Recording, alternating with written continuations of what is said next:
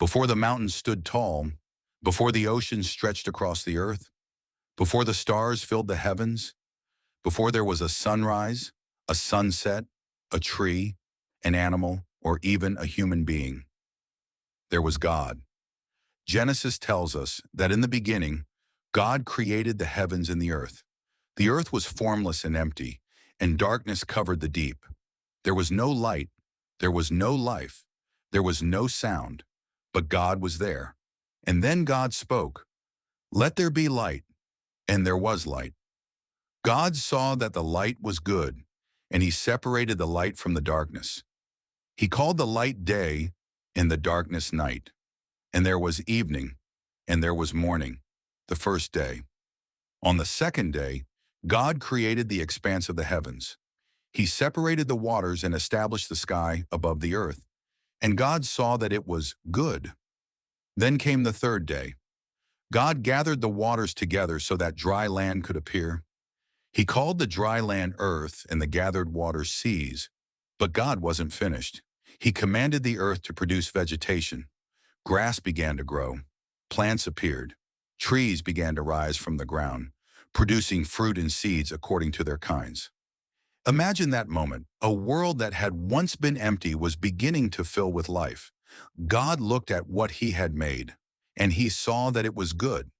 If you believe that God is the creator of heaven and earth, take a moment to subscribe to the channel and become part of our Kingdom Light family. And tell us in the comments, "God is my creator." Your comment may encourage someone else who is watching today. Now let's continue the story. On the fourth day, God created the great lights in the heavens. He created the greater light to govern the day, and the lesser light to govern the night. He also created the stars. Think about the night sky. Millions of stars shining across the darkness. The moon reflecting light. The sun rising over the earth. None of it happened by accident. Genesis teaches us that God spoke, and creation came into existence according to his command. The God who created the vast universe is the same God who sees you, the same God who knows your name, the same God who hears your prayers. On the fifth day, God filled the waters with living creatures. Fish moved through the oceans. Great creatures filled the seas, and birds began to fly across the sky. The earth was no longer empty. Life was everywhere, and God blessed them. Then came the sixth day. God created animals of every kind, livestock, wild animals, creatures that moved across the ground, each one according to its kind. But then God did something extraordinary. He created humanity, not like the animals. Human beings were created in the image of God. Male and female, he created them. God gave humanity a special purpose. He blessed them and gave them responsibility over his creation. Human beings were not created without meaning. We were created by God, for God, and to know him. God formed the man from the dust of the ground and breathed life into him. His name was Adam. Then God planted a garden in Eden. It was beautiful. Trees grew there. Rivers flowed through the land. The garden was filled with everything Adam needed. God placed Adam there to work it and take care of it, and God gave him a command. He could eat from the trees of the garden, but there was one tree he was commanded not to eat from, the tree of the knowledge of good and evil. Then God said something important. It is not good for the man to be alone. God created woman, Eve, to be a companion for Adam, and together they lived in the garden. At this point, God's creation was complete. By the seventh day, God had finished his work of creation. God rested from his work. He blessed the seventh day and made it holy.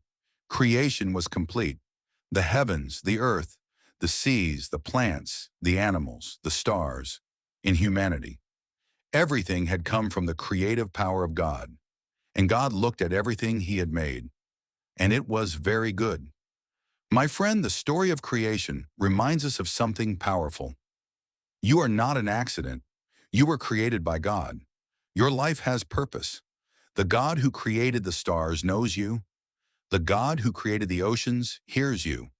The God who gave life to humanity can bring hope into your life today. So when life feels confusing, remember the beginning. In the beginning, God. And if God could bring light into a world covered in darkness, He can bring light into your darkest season too. Before you leave, please subscribe to Kingdom Light, like this video, and share it with someone who needs encouragement. And I want you to comment, "In the beginning, God." Let's fill the comments with faith and remind one another that our Creator is still God. Thank you for watching. May God bless you, strengthen you, guide you, and fill your heart with His peace. Until our next Bible story, stay in God's light.